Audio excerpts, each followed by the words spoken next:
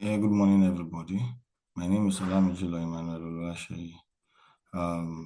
This morning, I'll be presenting my capstone project titled Ubuntu Mind in Action.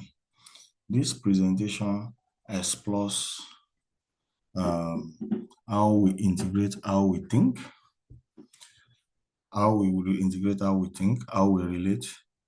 and how we work into a more conscious and ethical way of living. Here is a brief overview of my presentation. I'll be looking at it, taking us through this in 5 key areas. I'll be looking at the evolutionary psychology, consciousness and thinking, Ubuntu philosophy, professional application of all of this, and then my implementation plan.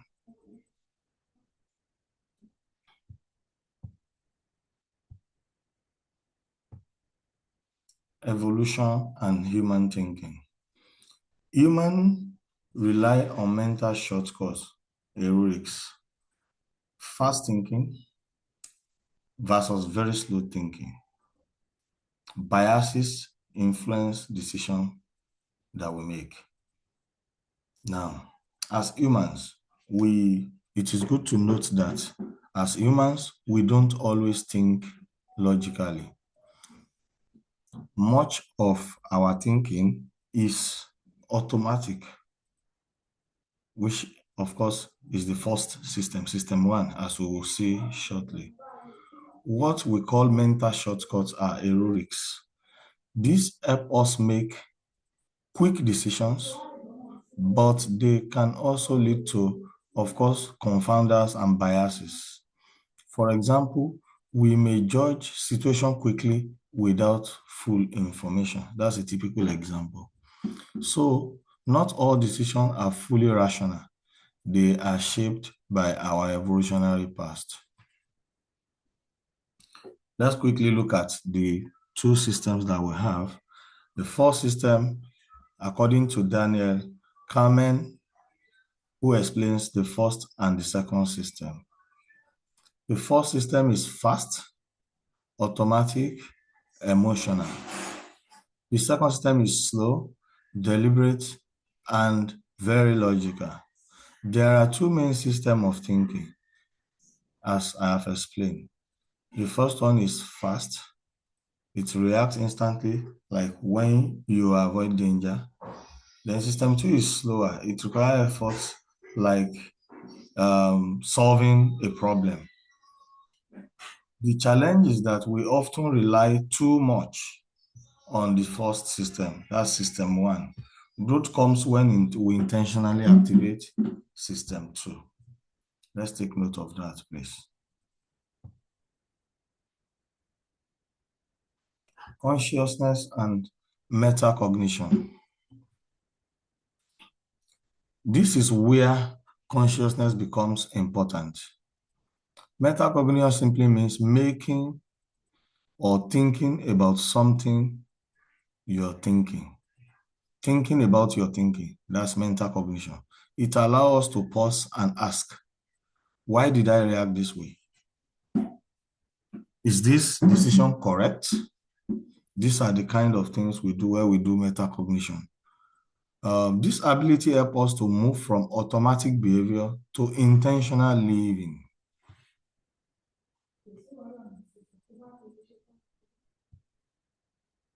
Ubuntu philosophy. According to major key thinkers, John S. Ubuntu, Desmond Tutu, Mogbe B. Ramos, Thaddeus Metz, and Gwame Kayai, I am because we are, speaks about interconnectedness and shared humanity and responsibility. Ubuntu is an African philosophy that emphasizes relationship. It teaches that our identity is shaped through others. It's, in simple terms, we cannot exist in isolation. Our success, growth, and well-being are connected to others. That's what Ubuntu principle teaches us. The Ubuntu values and practice. Ubuntu teaches us empathy, respect, and want us to have collective well-being. And of course, let's respect human dignity. Ubuntu is not just a theory. It is a way of living. It encourages empathy. It encourages valuing people regardless of their status and focusing on collective success, not just individual plan. This is especially important in today's competitive world.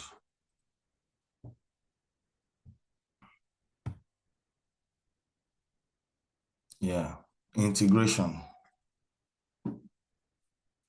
When we combined everything, evolution explains why we behave the way we do. Consciousness allows us to reflect and improve. Ubuntu gives us moral direction. Together, they create a balanced way of living and working. Let's look at our professional application. As a pharmaceutical sales professional, in my field, relationship is everything. Many workplaces are competitive but can reduce trust. Applying Ubuntu means building genuine relationship. It means knowledge sharing, working as a team, and of course, long-term success depends on trust, not just targets. Challenges in most workplaces. I'll mention a few. There are real challenges. We may interpret information based on what we want to believe. Competition can make people selfish. Lack of trust reduces teamwork. Being aware of these challenges is the first step to overcoming them. I look at my implementation plan. Journaling and reflection is actually part of my plan. Intentional decision-making is actually a cornerstone of what I plan to do. Then practicing Ubuntu daily is what I plan to do. To apply these ideas, I develop a personal plan. First, journaling will help me reflect daily. Secondly, I practice slow down my thinking before decision. I think before taking any decision. Thirdly, I will intentionally apply Ubuntu daily, Ubuntu in how I treat people. The goal is consistency, not perfection. How do I measure my milestones? I'll look at the quality of decision I make daily. I'll look at the level of emotional control I've been able to achieve. I'll look at my relationship strength, and I'll also look at my consistency. Growth must be measurable.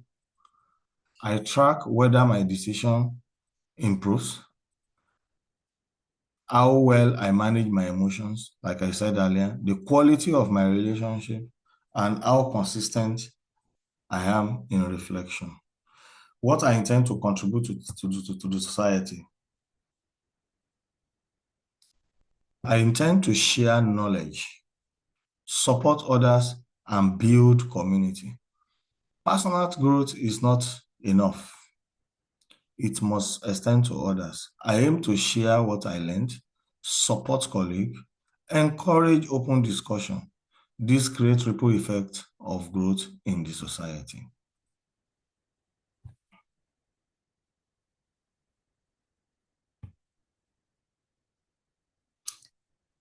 Some of the key takeaways here are the fact that we are shaped by evolution. We are guided by consciousness. We are connected through Ubuntu. The main message is simple. We are biological beings, but also conscious thinkers.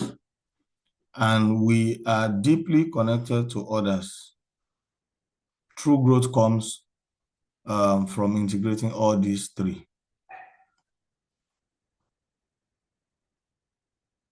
To come to the end of this presentation, I want us to briefly have a discussion around these few questions.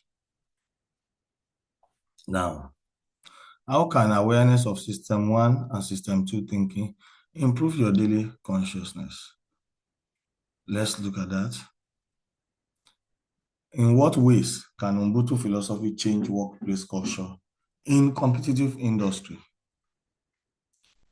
What makes it difficult to slow down and think critically? Feel free to share your thoughts with me so that we can interact on these areas that I have identified. Thank you very much.